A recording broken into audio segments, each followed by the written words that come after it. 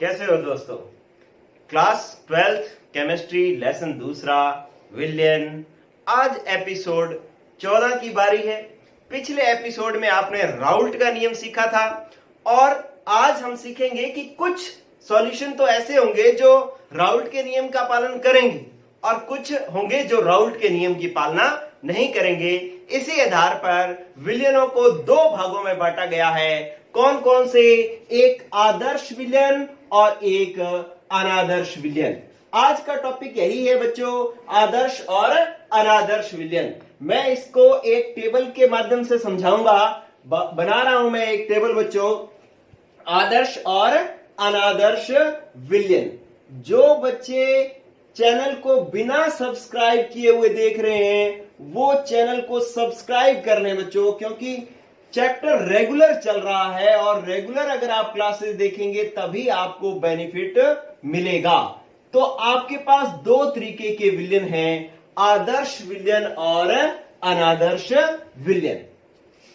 हमें समझना है कि ये क्या क्या होते हैं। बात शुरू कर रहा हूं बच्चों मैं कि पहला पॉइंट, आदर्श विलियन कौन से होते हैं। एक लाइन लिख रहा हूं मैं कि वे विलियन जो प्रत्येक ताप और प्रत्येक सांद्रता पर राउल्ट के नियम की पालना करे वो तो होता है आदर्श विलियन। जो प्रत्येक ताप और प्रत्येक सांद्रता पर राउल्ट के नियम की पालना ना करे वो होता है अनादर्श विलियन। ठीक है, लिख रहा हूं मैं कि वह विलियन जो प्रत्येक ताप व सांद्रता पर, ताप व सांद्रता पर, दो वर्ड आए हैं, ताप व सांद्रता पर राउल्ट के नियम की पालना करे, राउल्ट के नियम की पालना करे, आदर्श विलियन कहलाता है, आदर्श विलियन कहलाता है। तो ये तो बात होगी बच्चों आदर्श विलियन की। अगर मैं अनादर्श विलियन की परिभाषा लिखूं तो वह विलियन जो प्रत्येक ताप और सांद्रता पर राउल्ट के नियम की पालना ना करे उन्हें हम अनादर्श विलियन कहते हैं। ठीक है, तो अपने पास दो वर्ड आए हैं, एक तो आया है ताप और एक आया है सांद्रता।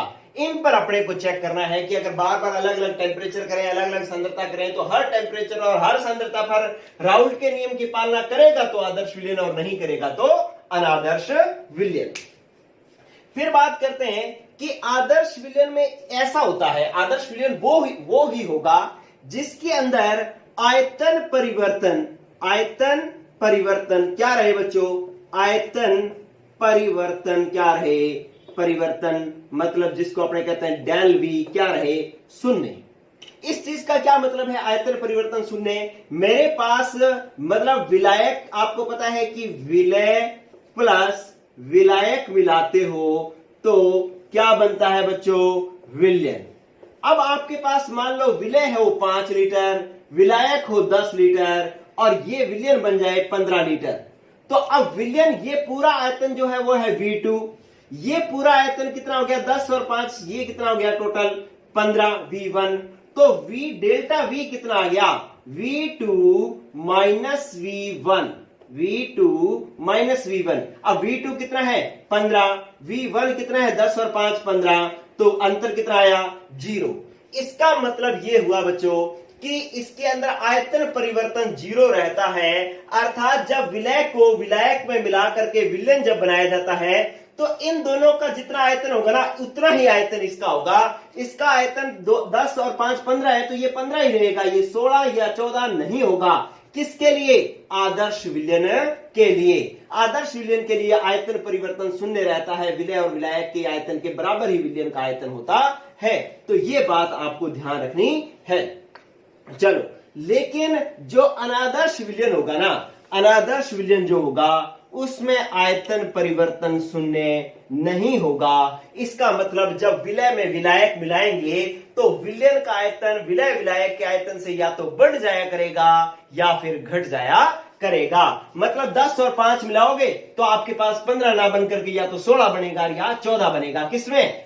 अनादर्श विलियन में। ठीक है, अब आप तीसरा पॉइंट देखो कि इसके अंदर जो एंथैल्पी परिवर्तन जो होता है ना बच्चों, एंथैल्पी परिवर्तन, जिसको हम किससे प्रदर्शित करेंगे, डेल्टा एच से, वो भी क्या रहता है, जीरो। क्या मतलब हुआ एंथैल्पी परिवर्तन जीरो होने का? इसका मतलब यह है बच्चों कि जब आपके पास यहां पर क्या किया जाता है कि विलय को विलायक के अंदर मिलाया जाता है ना, तो ना तो ऊर्जा उत्पन्न होती है, ना ही ऊर्जा अवशोषित होती है, ना तो ऊर्जा उत्पन्न होती है, ना ही ऊर्जा अवशोषित होती है। ठीक है, मतलब ऊर्जा में कोई परिवर्तन नहीं आता। किसके लिए? आदर्श विलयन के लिए। लेकिन जो अनादर्श विलयन होंगे वो जब बनाया जाएगा तो ऊष्मा परिवर्तन जीरो नहीं होगा। मतलब जब विलय को विलायक में डालोगे तो या तो ऊष्मा का अवशोषण होगा या ऊष्मा का उत्सर्जन होगा। किसके लिए? अनादर्श विलयन के लिए। चौथा पॉइंट आप देखो कि अभी मैं इसको एक बार ऐसे लिख रहा हूं ना, अभी एक याद करवाऊंगा, फिर इसकी पूरी कहानी समझाऊंगा। आप साथ के साथ जुड़े रहें बस। ठीक है, पहले मैं एक बार समझा रहा हूं, मतलब एक कहानी बता रहा हूं, फिर मैं इसको याद करवाऊंगा 1 सेकंड के अंदर, और फिर ऐसा हुआ क्यों वो सब उसका कारण बताऊंगा। बस आप जुड़े रहें बच्चों। चौथा पॉइंट है कि देखो, जब विलायक, मान लो मेरे पास ये विलायक पड़ा था, ठीक है, विलायक पड़ा था जिसके अंदर बंद थे, किसके बीच में? ए विलायक पड़ा था, तो विलायक बंद किसके बीच में थे? ए और ए के बीच में। मैंने इसके अंदर विलय मिलाया। कौन सा विलय मिलाया बच्चों? कि बी विलय मिलाया। तो बंद किसके बीच में थे? जब अकेला बी पड़ा था तो बंद बी और बी के बीच में थे, अकेला ए पड़ा था तो बंद ए और ए के बीच में थे। जब दोनों को मिलाकर के विलयन बना दिया तो अब बंद किसके बीच में हो गए बच्चों? अब बंद हो गए हमारे पास ए और बी के बीच में, ए और बी के बीच में। ठीक है, तो अब ये चौथा पॉइंट ये कह रहा है कि ए और ए के बंद की जितनी प्रबलता है ना, उतनी ही प्रबलता ए और बी के बंद की है।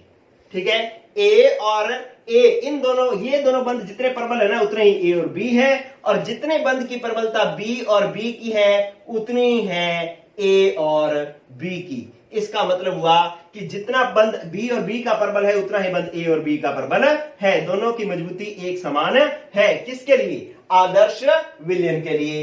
लेकिन चौथा पॉइंट जो है इसका क्या होगा कि विलायकों के बीच का जो बंद, ए और ए के बीच का बंद बराबर नहीं होगा ए और बी के। इसका मतलब जब विलायक के अंदर विलय मिलाओगे ना, तो जो ए और बी का बंद जो बनेगा वो ए और ए से या तो मजबूत हो जाएगा या फिर कमजोर हो जाएगा। इसी तरीके से जब हम बी को बी में मिलाएंगे तो इसका बी जब विलय पड़ा होगा, बी बी के बीच में बंद होगा, जब इसका विलयन बन जाएगा तो बंद होगा ए और बी के बीच में। तो अब बंद बी और बी की तुलना में ए बी या तो मजबूत होगा या फिर कमजोर होगा, इसके बराबर प्रबलता का नहीं होगा। तो ये आपके पास 4 पॉइंट है आदर्श विलयन और अनादर्श विलयन के। ठीक है बच्चों, आपने 4 पॉइंट क्या है कि प्रत्येक ताप सांद्रता पर राउल्ट के नियम की पालना करें, आदर्श विलयन, आयतन परिवर्तन शून्य होता है, एंथैल्पी परिवर्तन शून्य होता है, बंधों की प्रबलता बराबर होती है। लेकिन यह राउल्ट के नियम की पालना नहीं करता, आयतन परिवर्तन शून्य नहीं होता, एंथैल्पी परिवर्तन शून्य नहीं होता, बंध की प्रबलता बराबर नहीं होती। ठीक है, अगर तो आपको याद करना है, मैं ये साफ कर रहा हूं, परिभाषा आपको ध्यान रखनी है, बाकी चीजें मैं अभी आपके सामने ला रहा हूं। ये देखो कि अगर आपको याद करना होता तो 1 सेकंड के अंदर याद हो जाता है बच्चों। ठीक है, कैसे याद हो जाता है? पहला पॉइंट, आदर्श विलयन जो राउल्ट के नियम की पालना करता है वो आदर्श विलयन है। तो राउल्ट का नियम क्या कहता था? राउल्ट का नियम कहता था कि पी ए बराबर होना चाहिए P A node X A के, और पी बी बराबर होना चाहिए P B node X B के, और P बराबर होना चाहिए P A plus P B के। ये राउल्ट के नियम की बात है। और कब? प्रत्येक ताप व सांद्रता पर। ठीक है, तो ये तो हो गया अपने पास आदर्श विलयन। और अनादर्श विलयन ये जो पालना नहीं करता, पालना नहीं करने का मतलब क्या है कि राउल्ट का नियम तो कहता था कि पी ए बराबर होना चाहिए P A nought into X A के, लेकिन ये पालना नहीं करता तो ये बराबर नहीं होगा। ठीक है, और अगर ये बराबर होता तो राउल्ट के नियम की पालना करता, लेकिन अगर ये बराबर नहीं है तो राउल्ट के नियम की पालना नहीं कर रहा। मैं यूं जो बराबर के साथ में यू क्रॉस लगा रहा हूं तो इसका मतलब ये पालना नहीं कर रहा। इसी तरीके से पी भी बराबर नहीं होगा P A plus P B की। ठीक है बच्चों, तो ये भी प्रत्येक ताप और सांद्रता पर राउल्ट के नियम की पालना नहीं करता है, आदर्श विलयन करता है वो आदर्श विलयन। इसमें आयतन परिवर्तन शून्य, इसमें आयतन परिवर्तन शून्य नहीं, इसमें एंथैल्पी परिवर्तन शून्य, इसमें एंथैल्पी परिवर्तन शून्य नहीं। ठीक है, इसके अंदर बंधों की प्रबलता ए की बंध की प्रबलता बराबर है ए बी के, बी बंध की प्रबलता बराबर है ए बी के, लेकिन इसके अंदर ए के बंध की प्रबलता बराबर नहीं है ए बी के, और बी के बंध की प्रबलता बराबर नहीं है ए बी की। तो ये 1 सेकंड के अंदर आपको याद हो जाता है। लेकिन अगर आपको समझना है ना इस कहानी को कि ये हो कैसे रहा है, तो ये पूरी की पूरी कहानी किस पर टिकी हुई है बच्चों? इस पर टिकी हुई है, इस बात पर टिकी हुई है। ठीक है, अब मैं इस बात को समझाने के लिए आपको एक पूरा डायग्राम बना रहा हूं बच्चों। देखो, इस चौथे पॉइंट को मैं आपको समझा रहा हूं। चौथे पॉइंट को गौर करना बच्चों, ये ही इस पूरे टॉपिक की जड़ है, इसी से ही आपको पूरी कहानी समझ में आएगी। गौर करो आप कि यहां पर मेरे पास विलायक पड़ा था ए, तो बंध किसके बीच में थे? ए और ए के बीच में। फिर मेरे पास विलय पड़ा था बी, तो बंध किसके बीच में बच्चों? बी और बी के बीच में। जब मैंने विलयन बना दिया, दोनों को मिला दिया, तो अब बंध किसके बीच में बन गए? ए और बी के बीच में, ए और बी के बीच में बंध बन गए। ये हमारे पास विलयन बना है। ठीक है, तो अब पहली कहानी समझा रहा हूं मैं। ए अकेला यहां पे शुद्ध अवस्था में पड़ा था, यहां बी अकेला शुद्ध अवस्था में पड़ा था, यहां क्या बन गया है? विलयन बन गया है। ठीक है, आप देखो बच्चों कि ये जो अपने पास यहां पर ए का जो वाष्प दाब होगा, हम उसको ए का आंशिक वाष्प दाब कहेंगे। यहां पर ए का वाष्प दाब जो होगा उसको हम पी ए नोड कहेंगे। ठीक है, मैं पहला पॉइंट समझाने की कोशिश कर रहा हूं, अभी तक तो मैंने याद करवाया है, अब मैं समझाने की कोशिश कर रहा हूं बच्चों। देखो कि यहां पर ए अकेला पड़ा है, तो ए का शुद्ध अवस्था में वाष्प दाब क्या होता है? P A node. ठीक है, तो अगर यहां पर राउल्ट के नियम की पालना कर रहा है, मतलब विलयन में वाष्प दाब और शुद्ध अवस्था में वाष्प दाब क्या है? बराबर। विलयन में वाष्प दाब और शुद्ध अवस्था में वाष्प दाब क्या है बच्चों? बराबर। क्यों बराबर है? क्योंकि इनकी बंध की प्रबलता, ये बंध जितना मजबूत होगा उतना ही बंध ये मजबूत होगा, तभी तो इन दोनों की वाष्पशील प्रकृति समान होगी, और वाष्पशील प्रकृति समान होगी, दोनों की वाष्प बराबर बनेगी, तो विलयन अवस्था में वाष्प दाब और शुद्ध अवस्था में वाष्प दाब बराबर रहेगा, इन दोनों के बीच में बराबर का साइन आएगा। ठीक है, इसको मैं एक बार साइलेंट मान रहा हूं, और ये बात समझाने की कोशिश मैं कर रहा हूं कि ये विलयन अवस्था में वाष्प दाब है और ये शुद्ध अवस्था में वाष्प दाब है, दोनों बराबर है, इसका मतलब दोनों के बंधों की प्रबलता बराबर है। ठीक है, लेकिन यहां पर ये बराबर नहीं है। क्यों बराबर नहीं है? कि अगर मैं ये मानूं कि विलयन में वाष्प दाब ज्यादा हो गया, ये वाष्प दाब ज्यादा हो गया, पी ए कब है? विलयन में है। पी ए नोड कब है? शुद्ध अवस्था में। ये कह रहे, मैं ये मान रहा हूं कि विलयन में ये ज्यादा हो गया। ज्यादा कब हो सकता है? जब ये बंध कमजोर हो जाए। ये बंध कमजोर हो जाएगा तो इसकी वाष्प ज्यादा बढ़ने लग जाएगी, ये ज्यादा टूटेगा, वाष्प ज्यादा बढ़ने लग जाएगी तो इसका वाष्प दाब ज्यादा हो जाएगा। ठीक है, तो अगर इससे ये वाला बंध कमजोर हो गया तो ये फिर इसका वाष्प दाब, विलयन का वाष्प दाब शुद्ध विलायक के वाष्प दाब के बराबर नहीं रहेगा। इसीलिए तो हम यहां पर ये कहते हैं कि ए और ए के बंध की प्रबलता बराबर नहीं है। किसके बच्चों? ए बी के। तो ये एक जबरदस्त वाला पॉइंट आपको समझ में आया कि ये बराबर होने का मतलब है दोनों के बंध की प्रबलता बराबर होना, ये बराबर ना होने का मतलब है कि दोनों के बंध की प्रबलता बराबर ना होना। ओके, अब आप आओ आयतन परिवर्तन। आयतन परिवर्तन शून्य है, आयतन परिवर्तन शून्य नहीं है। ये मैं बात समझाने की कोशिश कर रहा हूं बच्चों। आयतन होता क्या है? आयतन होता है कि कोई पदार्थ जितना स्थान घेरता है वही तो उसका आयतन होता है। कोई पदार्थ जितना स्थान घेरता है वही उसका आयतन होता है। अभी मैं इसी बात को एक बार समझा रहा हूं। इधर देखो कि अभी हमारे पास ये था कि अकेला ए पड़ा था, तो ये ए दोनों मिलकर के इतना स्थान घेर रहे थे। ठीक है, और दूसरा पड़ा था मेरे पास बी, ये इतना स्थान घेर रहे थे। ठीक है, लेकिन जब दोनों को, इसका मतलब है ये दोनों मिलकर के कितना स्थान घेर रहे थे? ये अकेला बी पड़ा था, दोनों मिलकर के स्थान घेर रहे थे इतना इतना स्थान घेर रहे थे। ठीक है, अब क्या हो गया बच्चों कि अगर ए और बी का बंध इतना ही मजबूत रहा, इतना ही मजबूत रहा, तो क्या होगा कि इतनी ही दूरी रहेगी आपस में इनकी। ठीक है, और ये बन जाएगा ए ए, ये बंध टूट करके बन जाएगा बंध किसमें, ए और बी में, ए और बी में, और ये इतना ही स्थान घेरेगा। जितना स्थान यहां घेर रहा था उतना ही स्थान यहां घेर रहा है। लेकिन अगर ये हो जाता बच्चों कि ये दोनों बंध और ये दोनों बंध जब टूट करके ए और बी में बंध बन जाता, तो ये बंध इनमें कमजोर हो जाता। कमजोर हो जाता तो अभी बंध कमजोर हो जाएगा तो इनके बीच की दूरी बढ़ जाएगी। इनके बीच की दूरी क्या हो जाएगी, ए और बी के बीच की दूरी क्या हो जाएगी, बढ़ जाएगी, क्योंकि बंध क्या हो गया है, कमजोर। कमजोर हो गया तो अभी ये स्थान कितना घेर रहा है, इतना। देखो पहले आयतन कम था, अब आयतन बढ़ गया है। अरे समझ में आई कि नहीं आई कि दोनों के बंध अगर मजबूती दोनों की समान है तो दोनों की दूरी भी बराबर बराबर रहेगी, और अगर बंध कमजोर हो गया तो दूरी बढ़ जाएगी, दूरी बढ़ जाएगी तो स्थान भी ये ज्यादा घेरेगा। आप इधर देखें कि ये मेरे पास पड़ा था, देखो ए और ए, इनके बीच की दूरी मजबूती इतनी थी तो ये पास पास में पड़े थे। ये था बी और बी, ये भी पास पास में पड़े थे, इतनी बंध की मजबूती थी। जब दोनों ए बी को दोनों को मिला दिया तो उनकी मजबूती भी इतनी है, तो वो ऐसे पड़ा है। तो इसका मतलब क्या हुआ कि जितना आयतन यहां गिर रहा है उतना ही आयतन यहां गिर रहा है। ठीक है, तो आयतन बराबर, तो आयतन परिवर्तन क्या हुआ, शून्य। लेकिन यहां पर तो बंध इतना मजबूत, और आगे जाकर के बंध कमजोर हो जाएगा तो ये थोड़े दूर दूर हो जाएंगे, दूर दूर हो जाएंगे तो स्थान ज्यादा गिरेंगे तो आयतन बढ़ जाएगा। ठीक है, अगर ऐसा होता कि यहां बंध कमजोर, कमजोर तो ये दूर दूर, और इधर आएंगे तो बंद हो गए, विलयन में आए तो बंद हो गए, मजबूत, मजबूत हो गए तो ये पास पास में आ गए, पास पास में आ गए तो स्थान क्या गिरेंगे, कम। ठीक है, तो इस बात को गौर करो बच्चों कि बंध अगर मजबूत है और बाद में कमजोर हो रहा है तो ये दूर दूर हो जाएंगे, आयतन बढ़ जाएगा। अगर बंध पहले कमजोर है बाद में मजबूत हो जाता है तो ये पास पास में आ जाएंगे, आयतन घट जाएगा। लेकिन बंध जितना मजबूत यहां पर है उतना ही यहां है तो आयतन बराबर रहेगा और आयतन में परिवर्तन कोई नहीं आएगा। तो आप देख रहे हैं कि यहां पर दोनों में बंध जो है प्रबलता समान है, इसलिए आयतन में कोई परिवर्तन नहीं आ रहा, आयतन परिवर्तन 0 है। लेकिन यहां पर बंध की प्रबलता समान नहीं है, इसलिए आयतन या तो बढ़ जाएगा या घट जाएगा।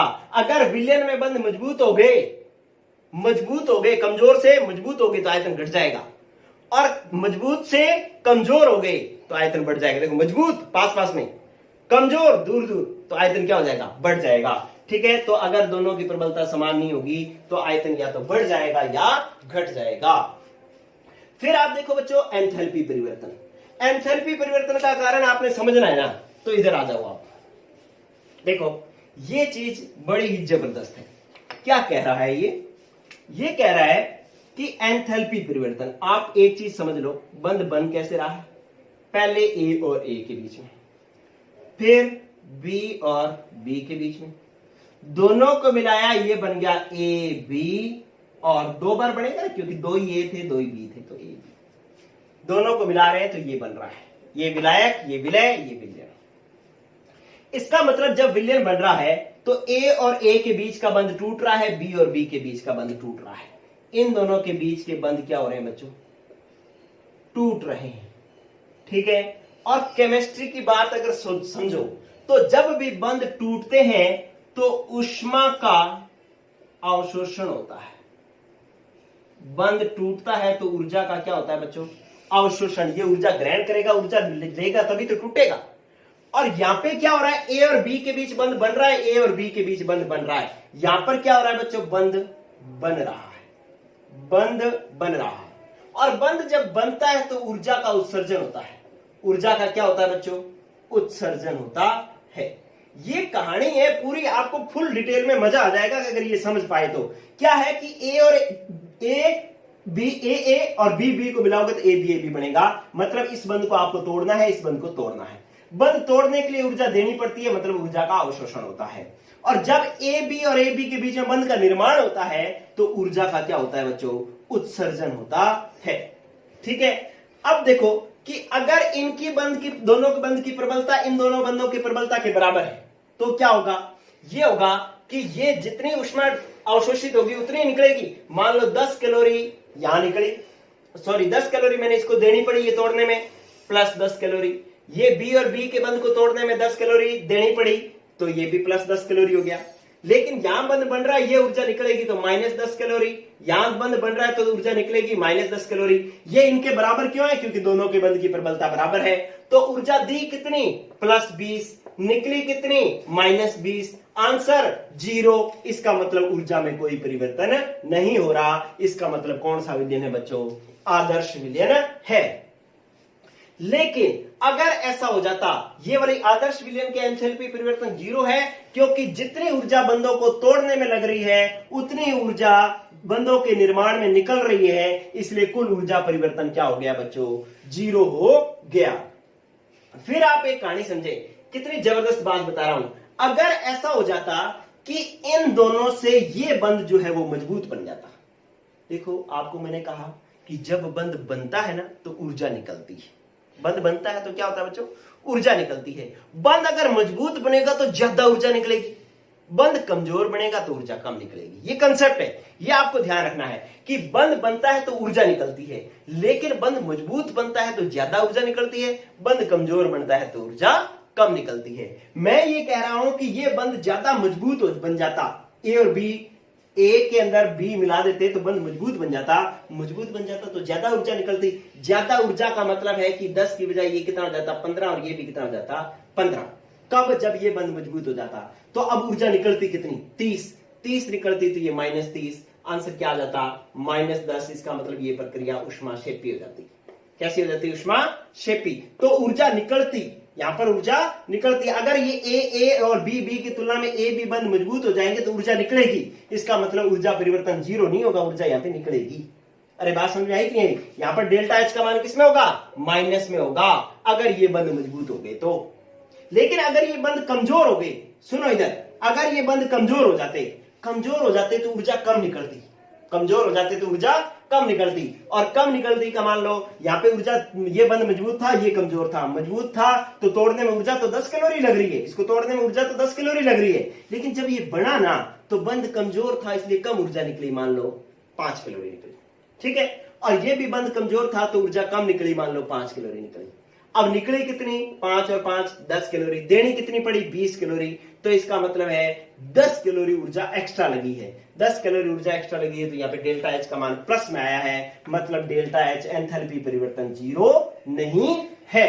ठीक है, तो आप पूरी की पूरी कहानी, सिर्फ इसकी वजह से ये पूरी कहानी समझ में आ रही है। एक बार मैं दोबारा बनाना चाहूंगा। ठीक है, मैं ये कह रहा हूं कि ये स्थिति है, ये यहां पर बंध आपके पास मजबूत है और यहां पर भी बंध मजबूत है, दोनों बराबर प्रकृति के हैं। तो जितनी यहां वाष्प बनेगी उतनी तो वाष्प यहां पे बनेगी। एक बात समझ में आ गई? ठीक है, और दूसरा कि जितना बंध यहां मजबूत है उतना ही यहां मजबूत है। ये मान लो आप विलायक विलय है और यहां पर विलयन है। ठीक है, ये मान ले, अगर यहां पर बंध मजबूत है और यहां पर भी इतना ही मजबूत है तो दोनों का आयतन बराबर रहेगा, मतलब आयतन परिवर्तन शून्य रहेगा। आदर्श विलयन की कहानी, जितना बंध यहां पर मजबूत था उतना ही यहां पर मजबूत है, तो ना तो ऊर्जा का अवशोषण होगा ना ही उत्सर्जन होगा। लेकिन अनादर्श विलयन में चलें तो मैं कहता हूं कि यहां पर बंध मजबूत था, यहां पर बंध कमजोर हो गया। अब विलयन में बंध कमजोर है तो वाष्प ज्यादा बनेगी, बंध आसानी से टूट जाएगा। वाष्प ज्यादा बनेगी तो वाष्प मतलब आपके पास वाष्प दाब क्या हो जाएगा? या तो ज्यादा हो जाए, मतलब बंध कमजोर होगा तो वाष्प दाब ज्यादा हो जाएगा, मतलब इसके बराबर नहीं रहेगा। ठीक है, अगर ऐसा हो जाए कि यहां पर बंध कमजोर हो और विलयन में जाके बंध मजबूत हो जाए, तो इससे हम ये समझेंगे कि बंध मजबूत हो गए तो अब ये टूटेगा कम, वाष्प कम बनेगी, वाष्प कम बनेगी तो वाष्प दाब कम हो जाएगा, मतलब ये इससे ये क्या हो जाएगा? विलयन का वाष्प दाब जाएगा कम, मतलब इसके बराबर नहीं रहेगा। और दूसरा आयतन की बात करें तो अगर ये पहले बंध मजबूत हो और बाद में कमजोर हो जाए विलयन में, तो देखो पहले कम स्थान घेर रहा है, अब ज्यादा स्थान घेर रहा है, तो आयतन बढ़ जाएगा। अगर पहले बंध कमजोर है और बाद में जो है बंध मजबूत हो गए, तो देखो आयतन क्या हो गया? कम। यहाँ पे आयतन ज्यादा, यहाँ पे आयतन कम। समझ में आ रही बात? तो आयतन परिवर्तन हो जाएगा। एंथैल्पी परिवर्तन की बात अपने करें, एंथैल्पी परिवर्तन की बात अपने यूं कर सकते हैं कि यूं समझ लो, बंध टूटता है तो ऊर्जा क्या होती है बच्चों? अवशोषित होती है, और बंध बनता है तो ऊर्जा उत्सर्जित होती है। अभी मैं ये कह रहा हूं कि यहां पर बंध मजबूत है, यहां पर बंध कमजोर है। यहां पर बंध मजबूत है, यहां पर बंध कमजोर है। तो सीधी बात आप हमसे समझो ना, यहां पर बंध मजबूत, यहां पर कमजोर। कमजोर होने का मतलब टूटने की तरफ जा रहा है ना, टूटने की तरफ जा रहा है, बंध टूटता है तो ऊर्जा का क्या होता है? अवशोषण। ऊर्जा का क्या होता है? अवशोषण। तो अगर बंध मजबूत से कमजोर होगा तो ऊर्जा का अवशोषण होगा। ठीक है, अगर बंध यहां पर कमजोर हो और आगे जाकर के मजबूत हो जाए, मजबूत होने का मतलब बंध बन रहा है, और बंध बनता है तो ऊर्जा का क्या होता है? उत्सर्जन। ठीक है बच्चों, तो इस बात को आप समझने की कोशिश करें। चलो, अब आपने ये दोनों पॉइंट जो है आदर्श और अनादर्श विलयन को अच्छे से समझा। अब नेक्स्ट मैं बात बता रहा हूं आपको, अगर आदर्श विलयन का ग्राफ बनाना हो, आपको आदर्श विलयन का क्या बनाना हो? ग्राफ। तो कैसे बनाएंगे आप आदर्श विलयन का ग्राफ? इधर देखें, आदर्श विलयन का ग्राफ ये हो जाएगा बच्चों कि आपके पास यहाँ पे XA1, XA0, XB0, XB1, जो राउल्ट के नियम में ग्राफ बनाया था वही ग्राफ बन रहा है। इधर क्या आएगा? वाष्प दाब। इधर क्या आएगा? मोल अंश। ठीक है, ये क्या हो रहा है? 1 से 0 मोल अंश घट रहे हैं। एक पर यहां पर XA1, XAB0, इसका मतलब A शुद्ध अवस्था में पड़ा है। शुद्ध अवस्था में इसका वाष्प दाब क्या होता है? PA node. इधर की जाओगे तो XA घटेगा, घटेगा तो वाष्प दाब भी क्या होगा बच्चों? घटेगा। ठीक है, यहां पर XB0, XB1, इसका मतलब इधर की तरफ जा रहे हैं तो वाष्प दाब बढ़ रहा है, बढ़ रहा है तो ये इस तरीके से ये लो XB बढ़ रहा है, तो ये हो जाएगा PB नोड, क्योंकि यहाँ पर B क्या है? शुद्ध अवस्था में, और शुद्ध अवस्था में वाष्प दाब PB नोड होता है, और दोनों के बीच का वाष्प दाब ये आएगा। ठीक है, तो ये इस तरीके से अपने पास आदर्श विलयन के लिए जो ग्राफ है वो राउल्ट नियम के ग्राफ के समान ही होगा। तो ये बात हुई कंप्लीट। अब आप आओ बच्चों नेक्स्ट कि अनादर्श विलयन जो है कितने प्रकार के हो सकते हैं। देखो, अनादर्श विलयन में हमने ये कहा कि PA बराबर नहीं होता PA नोड की। यही कह रहा है बच्चों, अनादर्श विलयन वो होता है जिसमें PA बराबर नहीं होता PA नोड XA के। अरे बराबर नहीं होने का मतलब दो ही केस हो सकते हैं कि या तो ये ज्यादा हो जाए इससे या फिर कम हो जाए। बराबर ना होने का मतलब यही है कि या तो ये क्या हो? ज्यादा, या ये क्या हो? कम। तो दो ही केस हो सकते हैं हमारे पास। तो अपने पास दो जो केस हैं वो कौन कौन से हैं उनकी बात हम करते हैं। इससे पहले मैं आदर्श और अनादर्श विलयन के एग्जाम्पल बताऊं तो आदर्श विलयन और अनादर्श विलयन के एग्जाम्पल और देख लो बच्चों। अनादर्श विलयन के एग्जाम्पल उदाहरण, बच्चों ये ध्यान रखना कि आदर्श विलयन के एग्जाम्पल वही होंगे जिनमें विलय और विलायक एक जैसे हों। जैसे मैंने यूं कह दिया N हेक्सेन और प्लस N हेप्टेन का मिश्रण आदर्श विलयन है। अरे दोनों ही हाइड्रोकार्बन है, हेक्सेन और हेप्टेन। फिर मैंने कह दिया benzene plus toluene, benzene plus toluene. अरे देखो, बेंजीन क्या होती है? ये बेंजीन होती है, और टोल्यूइन क्या होती है? बेंजीन के ऊपर क्या लग गया? CH3, ये टोल्यूइन होती है। तो दोनों एक जैसे ही है, तो इसका भी विलयन कैसा बनेगा? आदर्श विलयन ही बनेगा। मैं ऐसे कह दूं कि क्लोरोबेंजीन, बेंजीन के ऊपर जुड़ जाए Cl तो क्लोरोबेंजीन, और प्लस बेंजीन के ऊपर जुड़ जाए Br तो ये हो गया ब्रोमोबेंजीन। दोनों देखो एक जैसे ही है, दोनों हाइड्रोजन है। ठीक है, ये दोनों हाइड्रोकार्बन है, ये दोनों हाइड्रोकार्बन है। तो दोनों विलय विलायक अगर एक जैसे होंगे तो आदर्श विलयन होगा। लेकिन अगर इसके उदाहरण कौन से हो जाएंगे बच्चों? इसके उदाहरण हो जाएंगे कि अगर आप जल में अल्कोहल मिला दो, जल में अल्कोहल मिला दो। ठीक है, तो अब जल अलग पदार्थ है, अल्कोहल अलग है, तो दोनों अलग अलग प्रकृति के हो गए, तो ये अनादर्श विलयन हो गया। ठीक है, आप क्लोरोफॉर्म में, क्लोरोफॉर्म का फॉर्मूला क्या होता है? CHCl3। क्लोरोफॉर्म में आप क्या मिला दो बच्चों? एसीटोन मिला दो, एसीटोन। ये लो एसीटोन, एसीटोन का फॉर्मूला होता है CH3C डबल बॉन्ड OCH3। अरे ये हेलोजन है, हेलोएल्केन है, और ये कीटोन है, तो दोनों अलग अलग पदार्थ हो गए, अलग अलग पदार्थ हो गए, तो इनका विलयन जो बनेगा वो कैसा बनेगा? अनादर्श विलयन बनेगा। आप ये लो कि जल के अंदर मैं अम्ल मिला देता हूं HCl। अब जल अलग चीज है, अम्ल अलग चीज है, दोनों अलग अलग पदार्थ हैं, तो विलयन कैसा बनेगा? अनादर्श विलयन। जल में मैं HNO3 मिला दूं, HNO3, तो भी विलयन कैसा बनेगा? अनादर्श विलयन बनेगा। तो ये आदर्श विलयन के उदाहरण हो गए, ये अनादर्श विलयन के उदाहरण हो गए। फिर अपने बात करते हैं बच्चों, एक चीज और नोट करो आप, जबरदस्त वाला पॉइंट, एक चीज और नोट करो कि जब भी विलयन बनता है ना, उसमें एंट्रोपी परिवर्तन, डेल्टा एस एंट्रोपी परिवर्तन हमेशा जो है पॉजिटिव रहता है। कैसा रहता है बच्चों? पॉजिटिव। एंट्रोपी हमेशा बढ़ती ही है। देखो एंट्रोपी क्या होता है? हलचल मच जाना, मतलब डिग्री ऑफ, मतलब जो अपने अव्यवस्था की माप होती है, अव्यवस्था की माप जो होती है उसी को ही हम क्या कहते हैं? एंट्रोपी कहते हैं। तो अगर विलायक अगर सीधा सीधा पड़ा है और इसके अंदर विलय मिला दिया तो इसके अंदर अव्यवस्था हो जाएगी, हलचल हो जाएगी, तो इसलिए एंट्रोपी का मान हमेशा बढ़ेगा ही, चाहे विलयन आदर्श हो चाहे अनादर्श हो, इसमें कोई परिवर्तन नहीं आता। ठीक है। और एक चीज और देखो कि अगर दोनों को मिलाने पर विलयन बन रहा है अपने आप, तो उसके लिए डेल्टा जी का मान हमेशा ही ऋणात्मक ही होगा, क्योंकि स्वतः प्रक्रम के लिए डेल्टा जी का मान हमेशा ऋणात्मक ही होता है। ठीक है। तो ये दोनों चीजें जो है ये फिक्स ही रहेंगी, चाहे आदर्श विलयन हो चाहे अनादर्श विलयन हो, एंट्रोपी परिवर्तन हमेशा धनात्मक रहेगा और गिब्स मुक्त ऊर्जा परिवर्तन भी मुक्त ऊर्जा परिवर्तन हमेशा ऋणात्मक रहेगा। ठीक है। क्योंकि ये ऋणात्मक होगा तभी विलयन बढ़ेगा, अगर ये प्लस हो गया ना तो विलयन भी नहीं बनेगा। तो ये पॉइंट भी आपको ध्यान रखना है। चलो इसके बाद आपके पास दो चीजें आई बच्चों कि क्या आया, देखें, ये आदर्श और अनादर्श विलयन हो गए। आदर्श और अनादर्श विलयन में आपने अनादर्श विलयन कौन सा देखा? आपने अनादर्श विलयन ये देखा कि जिसमें पी ए बराबर नहीं होता P A node X A के। अरे बराबर नहीं होने का मतलब क्या हुआ कि इसका मान या तो इससे ज्यादा होगा या इससे कम होगा। ठीक है। तो इसलिए अनादर्श विलयन दो प्रकार के हो सकते हैं। क्या हो सकता है बच्चों? अनादर्श विलयन दो प्रकार के होंगे, दो प्रकार के होंगे। अब दो प्रकार कौन कौन से हैं? गौर करो, दो प्रकार अनादर्श विलयन के कौन कौन से हैं।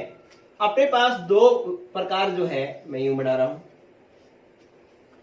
कि एक तो जिसके लिए मैंने कहा कि ये पी ए बराबर नहीं है P A node X A के, तो बराबर नहीं होने का मतलब या तो ये ज्यादा होगा या ये क्या होगा?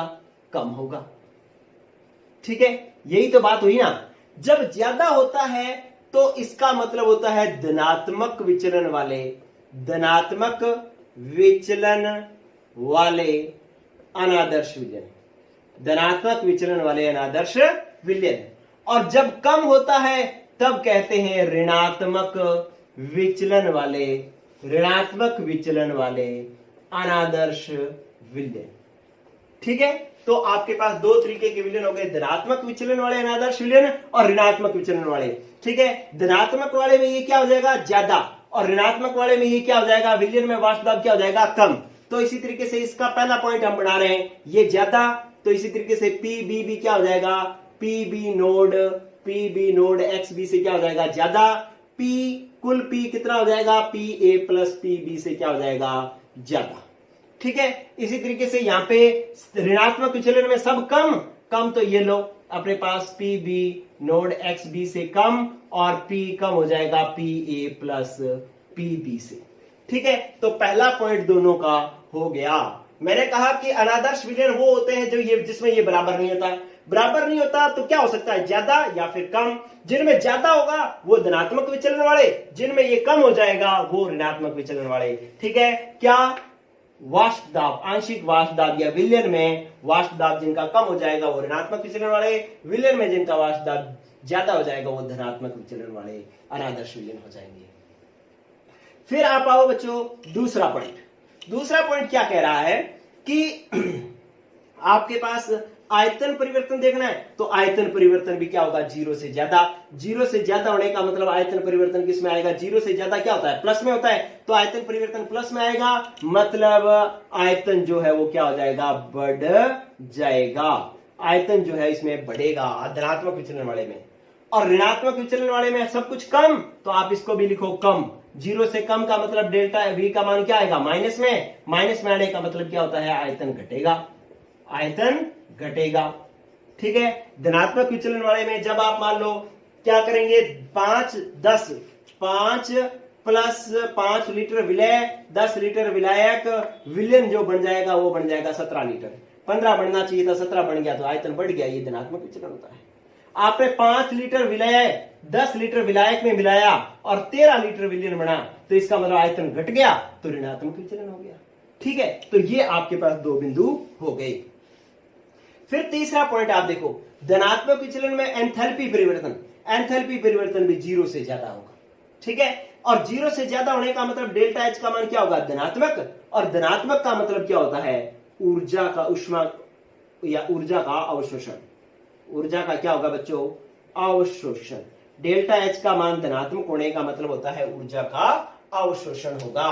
लेकिन अगर मैं इसकी बात करूं यहां पर तीसरा पॉइंट कि डेल्टा एच का मान यहां पर 0 से कम होगा, ऋणात्मक विचलन वाले में कम, तो कम का मतलब क्या होगा, 0 से कम क्या होता है, माइनस में होता है। ठीक है, 0 से कम होने का मतलब किस में आएगा, माइनस में। माइनस में आएगा तो मतलब ऊर्जा क्या होगी, उत्सर्जित होगी, ऊर्जा होगी उत्सर्जित। जब मतलब विलय को विलायक में मिलाएंगे तो यहां पर तो डेल्टा एच माइनस में आ रहा है, मतलब ऊर्जा उत्सर्जित होगी। जब विलय को विलायक में मिलाएंगे तो ऊर्जा का अवशोषण होगा, किसमें, धनात्मक विचलन वालों में, और ऋणात्मक विचलन वालों में ऊर्जा का उत्सर्जन होगा।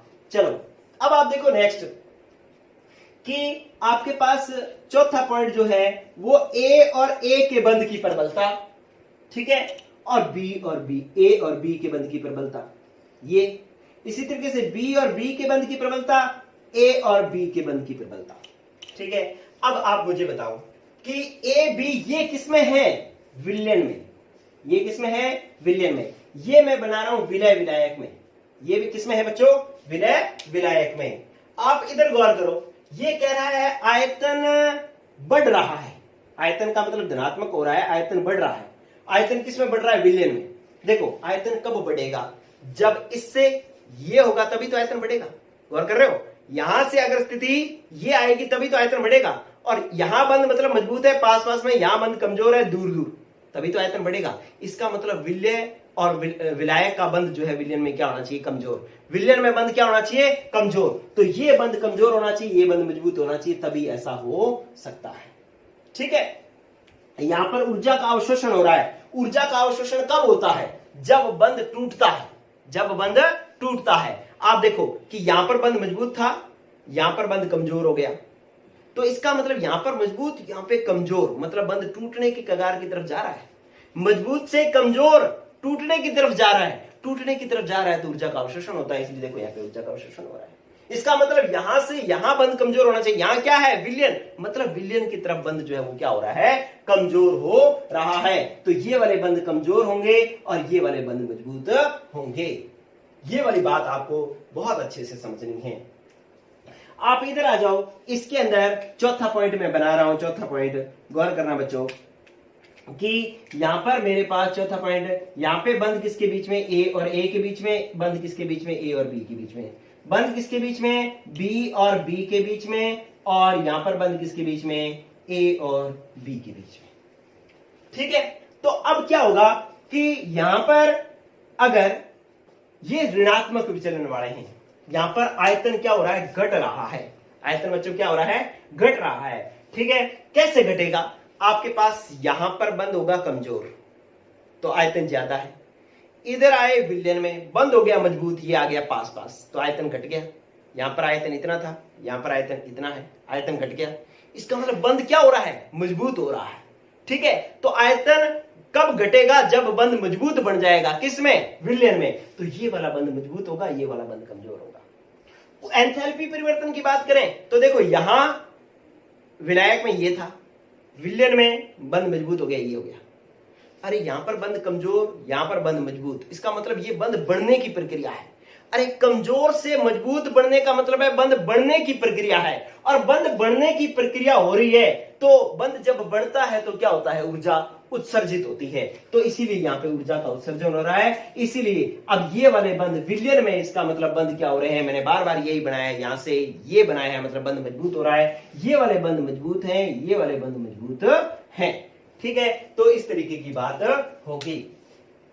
इस पूरे टॉपिक की रीड, पिछला चाहे आदर्श अनादर्श हो चाहे ये वाला हो, पूरे टॉपिक की रीड जो है यही वाला पॉइंट था, इसी से ये ऊपर वाली कहानियां बनती थी। आपको ये खुद बना करके देखनी है। ऐसे हाथ में जो ऐसे ऐसे कर रहा हूं ना, कभी इधर कर रहा हूं कभी इधर कर रहा हूं, ये आपने खुद करने हैं। खुद करोगे तभी आपको ये पता लगेगा कि जो मैं ये बात कर रहा हूं वो मैं अपने अंदर से ढाल पाया हूं अच्छे से या नहीं ढाल पाया हूं।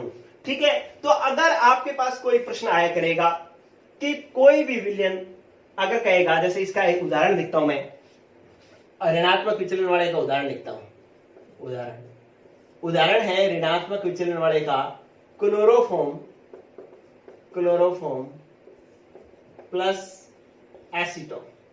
मतलब एसीटोन में अगर आप क्लोरोफॉर्म मिलाओ, एसीटोन और क्लोरोफॉर्म का जो विलयन है वो ऋणात्मक विचलन प्रदर्शित करता है। ये इसका उदाहरण है।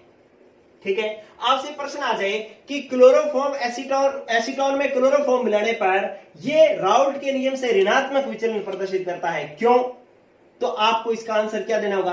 आप कहोगे कि पहले तो एसीटोन में बंद कमजोर होंगे, क्लोरोफॉर्म में बंद कमजोर होंगे, लेकिन एसीटोन और क्लोरोफॉर्म को दोनों को मिला दोगे तो बंद मजबूत हो जाएंगे। मतलब आपको यह सिद्ध करना है कि भाई बंद मजबूत हो जाते हैं। ऋणात्मक विचलन बोलेगा तो अपने को क्या करना है कि जो दिए होंगे उन दोनों में मजबूत बंद प्रदर्शित करना पड़ेगा। अगर आपको इसमें कह दे कि उसका उदाहरण जल प्लस एल्कोहल, ये कह दे कि आप एल्कोहल में जल मिलाते हो तो ये धनात्मक विचलन प्रदर्शित करता है, और धनात्मक विचलन में बंद कैसे बन जाते हैं? कमजोर। विलयन में बंद कैसे हो जाते हैं? कमजोर। तो आपको ये सिद्ध करना होगा कि जल और एल्कोहल में बंद क्या हो जाते हैं? कमजोर हो जाते हैं। ठीक है बच्चों, तो इससे ये आपको टारगेट मिल गया कि जब कोई कहेगा कोई विलयन धनात्मक विचलन प्रदर्शित करता है, क्यों? तो आपको विलयन के अंदर बंद कमजोर बताने पड़ेंगे, और अगर कोई कहेगा कि ऋणात्मक विचलन प्रदर्शित करता है, क्यों? तो आपको विलयन में बंद मजबूत दिखाने पड़ेंगे। ये आपको आपका उद्देश्य पता लग गया कि जब भी ऐसा क्वेश्चन आएगा तो आपको मेन टारगेट क्या होगा, आपको हल किसको करना होगा। ठीक है, तो अगर मैं अब इसके ग्राफ का निर्माण करूं, ग्राफ बनाऊं, मैं इसका धनात्मक और ऋणात्मक विचलन वाले का ग्राफ बनाऊं। देखो, याद करने वाले में तो कोई दिक्कत नहीं है, धनात्मक में ज्यादा ज्यादा ज्यादा, ऋणात्मक वाले में कम कम कम, सारा कुछ कम ही चलेगा। अरे बात समझ में आ गई कि नहीं आ गई? ठीक है, ये सारों में साइन यही लगेंगे और धनात्मक वालों में सब में साइन ये ही लगेंगे, ऐसे लगेंगे। ठीक है, ऋणात्मक वालों में सारों में साइन यही वाले लगेंगे, चेक कर लो। ठीक है, याद करना तो कोई दिक्कत ही नहीं है, बात तो समझने की है। ठीक है, चलो अब मैं बना रहा हूं ग्राफ बना रहा हूं, और इसके अंदर आदर्श और अनादर्श विलयन का ग्राफ बना रहा हूं। देखो, आपको इसका ग्राफ बनाने के लिए पहले तो क्या करना पड़ेगा, वही कहानी बनानी पड़ेगी। क्या? इस तरीके से आप पहले राउल्ट के नियम वाला ग्राफ बनाओ। राउल्ट के नियम वाला ग्राफ मतलब XA1, XB0, XA0, XB1। ये क्या हुआ? वाष्प दाब। ये क्या हुआ? मोल अंश। यहां पे A जो है शुद्ध अवस्था में पड़ा है, तो शुद्ध अवस्था में वाष्प दाब PA नोड। यहां पे XA0 है, XB1 है, मतलब B शुद्ध अवस्था में पड़ा है, शुद्ध अवस्था में PB नोड। अब इधर जाओगे तो A का मोल अंश घट रहा है, इसलिए इसका वाष्प दाब आ रहा है कम, और इधर B के मोल अंश 0 से 1 हो रहे हैं, मोल अंश बढ़ रहे हैं, तो वाष्प दाब क्या होगा? बढ़ेगा, ये आएगा। दोनों का कुल वाष्प दाब इतना आएगा। ठीक है, ये तो है आदर्श विलयन के लिए। लेकिन अनादर्श विलयन है और धनात्मक विचलन वाला है। धनात्मक विचलन वाले में फिर ये ग्राफ लाइन कैसे आएगी? धनात्मक वाले में आपको पता है कि ये इससे आपको समीकरण पता है धनात्मक वाले में क्या होती है? धनात्मक वाले में समीकरण ये बन जाती है PA is greater then PA node XA। ठीक है, बराबर होता है तो ये लाइन आती ग्राफ की। लेकिन अब ज्यादा है तो इससे ऊपर बढ़ेगी ग्राफ लाइन, ये लो ऐसे आएगी ये। ठीक है, इसी तरीके से ये भी ज्यादा है तो ये भी क्या आएगी? इससे ऊपर आएगी, और ये भी इससे आएगी ऊपर। बोलो, ये बात समझ में आएगी कि नहीं आएगी? ठीक है, कि ये जो आदर्श होता तो ये वाली लाइन आती, लेकिन धनात्मक विचलन वाला है, धनात्मक विचलन वाले में वाष्प दाब ज्यादा हो जाता है, तो ज्यादा हो जाएगा तो इससे ऊपर से बनेगी ग्राफ लाइन। तो इसकी ग्राफ लाइन ये वाली क्या बनी? PB is greater than PB nought XB, और ये भी होगा P A is greater than P A node X A और P is greater than P A plus P B. ठीक है, तो ये धनात्मक विचलन वाली लाइन आ गई सारी। अगर ऋणात्मक विचलन वाले का मैं ग्राफ बनाता, पेपर में ये बोर्ड के पेपर में ये क्वेश्चन आता है, आप देखो ऋणात्मक विचलन वाले का मैं ग्राफ बनाता, ऋणात्मक विचलन वाले का तो कैसे बनता, ऋणात्मक विचलन वाले का गौर करो बच्चों कि वही यहां पे एक्स ए 1 एक्स बी 0 एक्स ए 0 एक्स बी 1। ए शुद्ध अवस्था में पड़ा है, इसका वास्ता पी ए नोड, बी शुद्ध अवस्था में पड़ा है, इसका वास्ता पी बी नोड। ठीक है, तो आदर्श विलयन की बात करूं तो इधर की तरफ मोल अंश घट रहे हैं तो आपके पास वासुदाब घटेगा, बी के मोल अंश बढ़ रहे हैं तो वासुदाब बढ़ेगा। ठीक है, कुल वासुदाब इनके बीच में से रहेगा। ठीक है, ये तो ग्राफ किसका है, आदर्श विलयन का। लेकिन मुझे किसका बनाना है, ऋणात्मक विचलन वाले का। ऋणात्मक विचलन वाले में तो क्या होता है, इसकी ग्राफ लाइन, इसकी समीकरण क्या थी, इसकी समीकरण हमारे पास थी P A is greater than P A node X A. ऋणात्मक विचलन वाले की क्या होती है, P A is less than P A node X A, मतलब ए का मोल अंश, ए का अंश दाब जो है वो कम हो जाता है, विलयन में कम हो जाता है। अगर कम होगा तो ग्राफ लाइन इससे नीचे आएगी, और नीचे कैसे आएगी, देखो ऐसे आएगी नीचे, यूं ऐसे नीचे से आएगी। इसकी भी ग्राफ लाइन इसके नीचे से आएगी, ये लो। आदर्श विलयन से ऋणात्मक विचलन का मतलब है कम है तो ग्राफ लाइन नीचे से आएंगी सारी, ये लो, ये भी नीचे से आएगी। ठीक है, तो अगर आदर्श विलयन से जो ग्राफ लाइन आए वो इसके ऊपर से आए तो वो धनात्मक विचलन वाली, इसके नीचे से आए तो ऋणात्मक विचलन वाली। अब ये वाली ग्राफ लाइन किससे बनी है, किस समीकरण से बनी है, P A is less than P A node X A. ये वाली ग्राफ लाइन किससे बनी है, P B is less than P B node X B के, और ये वाली किससे बनी है, P is less than P A plus P B के। ठीक है, तो इस तरीके से ये दोनों के ग्राफ हो चुके हैं बच्चों। क्लास लंबी हो गई है इससे, इसलिए मैं इसके अभी क्वेश्चन नहीं करवा पा रहा हूं और एग्जांपल्स इसके नहीं करवा पा रहा हूं। ठीक है, तो इसकी नेक्स्ट क्लास जो है उसके अंदर इनके और एग्जांपल्स, धनात्मक और ऋणात्मक विचलन वालों के और एग्जांपल्स होंगे। एक बात, दूसरी बात, इसके मैं 12th में आने वाले क्वेश्चंस कराऊंगा और प्लस नीट जेई के जो है इसके मैं क्वेश्चन कराऊंगा। बीच में कई बच्चों ने, रंजीत वगैरह ने क्वेश्चन एक पूछा था कि सर इस चैप्टर के नीट जेई के क्वेश्चन, तो रंजीत इस टॉपिक के अंदर जो है हम नीट जेई के क्वेश्चन कल वाली क्लास में करवाएंगे। ठीक है बच्चों, तो आज की क्लास वास्तव में एक जबरदस्त क्लास थी। एक साइंस के स्टूडेंट की जो कैपेसिटी होती है बातों को सोचने की, उस लेवल की क्लास थी। आपको कैसी लगी क्लास कमेंट में जरूर बताना। और आज के लिए बच्चों इतना ही, कल की क्लास और भी सुपर रहेगी इससे, क्योंकि इन्हीं चीजों पर आने वाले क्वेश्चंस हम सॉल्व करेंगे। गुड लक बच्चों।